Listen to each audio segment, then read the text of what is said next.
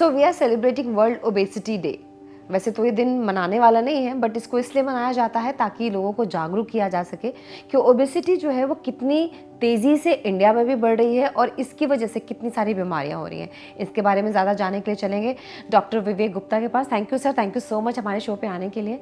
Sir, obesity पहले UK US में ये नाम बड़ी धड़ल्ले से सुना जा रहा था, बहुत तेज़ी से, है ना, क्योंकि वहाँ के लोग बहुत जंक फूड खाते हैं, लेकिन अब उतनी ही तेज़ी से ये इंडिया में भी सुना जा रहा है। कारण क्या है? देखिए, ओबेसिटी का पहले तो मतलब समझ चाहिए कि मोटापा जो हिंदी में कहते हैं, ये एक तो कॉस्मेटिकली देखते हैं कि आप मोटा हो गया, लेकिन अगर साइंटिफिकली या मेडिकली देखें तो इसको मापदंड होता है body mass index. Body mass index निकाला जाता है weight divided by height in metre square.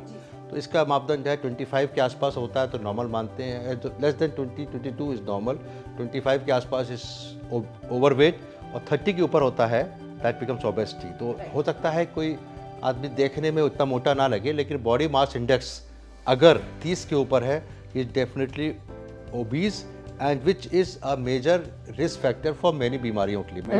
Right. तो जैसे आपने सही कहा कि अमेरिका में पहले ज़्यादा था, क्योंकि वहाँ पहले से जंक फूड चल रहा है। अमेरिका खाने की पद्धति हमारे यहाँ भी आ रही है। पहले हमारे रूरल एरिया में ज़्यादा लोग रहते थे, अब अर्बन में ज़्यादा लोग रह रहे हैं, यंग लोग हैं, जंक फूड ज़्यादा आ गया है, मैकडोनल्ड टाइप के इस तरह के खुल गया है, और इसके अलावा there are so many outlets. तो basically improper diet, unhealthy diet, unhealthy lifestyle और less of physical activity, right, combination of reduced physical activity and junk food which has got more of fat। तो abdominal fat सबसे पहले develop होता है omentum में, इसीलिए पेट निकल आता है लोगों का, उसके बाद बाकी चेहरे पे और जगह फैट होता है। तो ओबेसिटी का इंक्रीज़ हुआ है इंडिया में। द ओवरऑल प्रिवलेंस जो कि करीब 12 से 20%, एब्डोमिनल ओबेसिटी विमेन में 40% है। भारत में एब्डोमिनल ओबेसिटी विमेन में 40 है और मेल्स में अबाउट 25 to 30% है।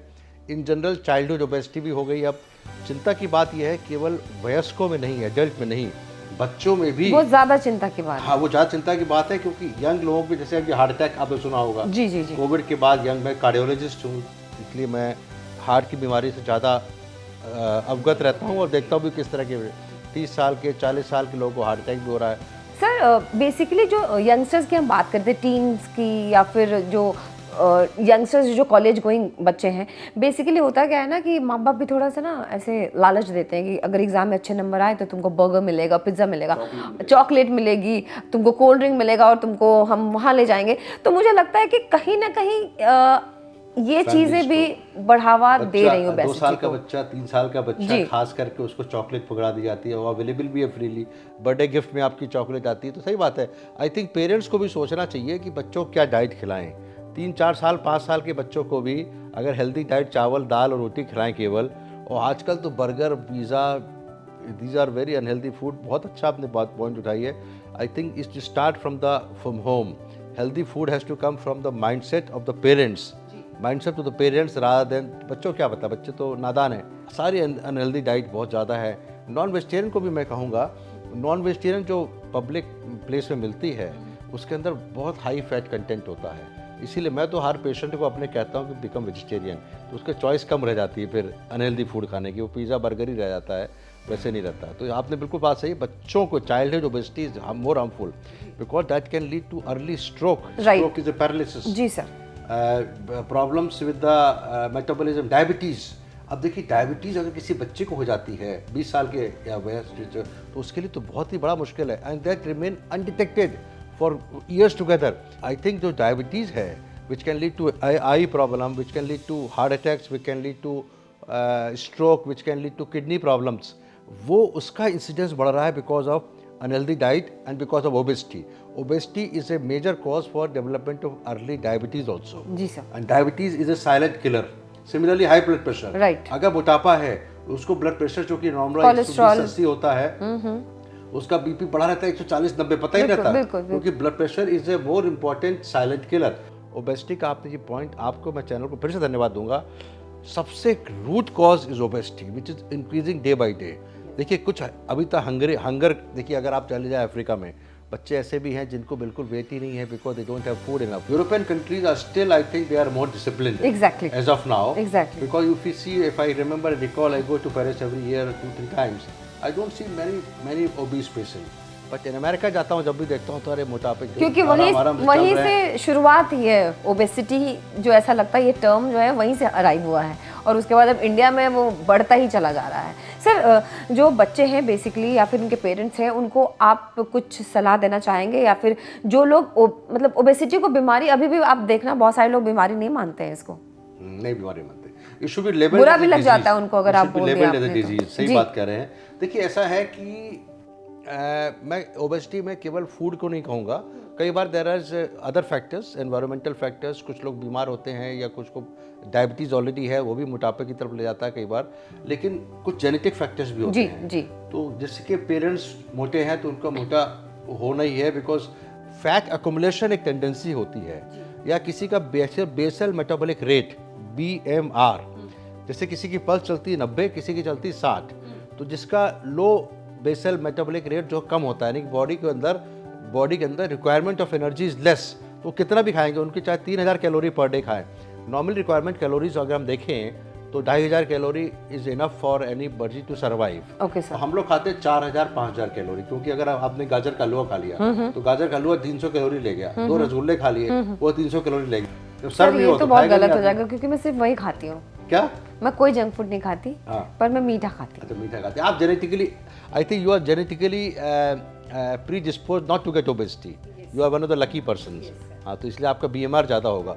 थायराइड की बीमारी के बारे में बताऊंगा। Thyroid is a very common disease which remain undetected. तो हाइपोथायराइड जो होते हैं उनमें मोटापा होता है। तो अगर किसी बच्चों को पेरेंट्स को लगा कि इसका वेट गेन ज़्यादा हो रहा है तो उसको थायराइड और बाकी हार्मोनल टेस्ट कराने चाहिए, जिससे बच्चे हैं। डाइट तो कंस्टेंट करनी है, तो we can not completely blame diet, but we have to see for genetic factors disease like diabetes and thyroid which can lead to obesity. तो ओबेसिटी को हम, एक चीज और भी है, अगर हम किसी पेशेंट के प्रिस्क्रिप्शन लिख देते हैं ओबेसिटी तो उसको बुरा लग जाता है। बिल्कुल, मैंने वही कहा। बट ओवरवेट की डेफिनेशन है लेस देन 30 BMI, 30 के ऊपर BMI तो ओबेसिटी है ही है। तो आपका ये जो प्रोग्राम है, इससे मैं सही में पेरेंट्स को, आपने कहा पेरेंट्स को क्या सलाह देंगे? पेरेंट्स सलाह देंगे कि बच्चों की आदत ख़राब ना करें। बच्चों को जैसे कहते हैं ना कि आपने अच्छे मार्क्स आए तो आपको चलो पार्टी देते हैं, बाहर खाना खाओ। आजकल तो बर्थडे पार्टीज तो घर के अंदर बनती ही नहीं है। बर्थडे पार्टीज क्या, वेडिंग पार्टी या कोई एनिवर्सरी हो तो वो तो बाजार में खाना खाना ही है। I think we have to curtail eating outside. उनसे कहा जाए पेरेंट्स कि भाई इससे क्या तो महीने में 2 बार, 2 times outside junk food and rest of 28 days should be home cook food. Home में कितना आप ऑयल डाल दोगे, you can at least control the type of oil which you are using. Okay sir. Sir physical exercises के बारे में अगर हम बात करें, कितना इम्पोर्टेंट है एक बीमारी को रोकने के लिए, खासतौर से ओबेसिटी के लिए? टाइमर हो गए हैं लोगों के। अभी हमारे एक दोस्त है लखनऊ में, थोड़ी देर पहले ही बात कर रहे थे, कहते हैं कि मैं 10,000 स्टेप चलता हूँ रोज। हमने कहा वो आ जाता है ना मोबाइल में भी, मोबाइल में आता है, तो every mobile has to be, I think we have to train people to walk more and more, to take more stairs. लेकिन एक बात और बता दें आपको, सीढ़ी चढ़ना में आपका घुटना नहीं खराब होता, उतरने में ज़्यादा खराब होता है। तो I think you should try to take lift, अगर लिफ्ट लेनी है तो वाइल कमिंग डाउन, पर चढ़ना तो हमेशा उससे चाहिए, पहली बात। दूसरी बात है कि कम से कम 2 से 4 किलोमीटर की वॉक हो जाए तो अच्छा है। इसके लिए आपको अलग से करने की ज़रूरत नहीं है।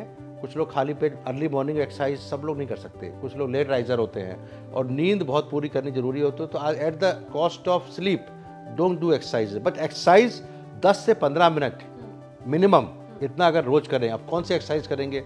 I think they can talk to at least आप उछल कूद कर लीजिए, अगर घर में ट्रेडमिल है, या साइकिलिंग।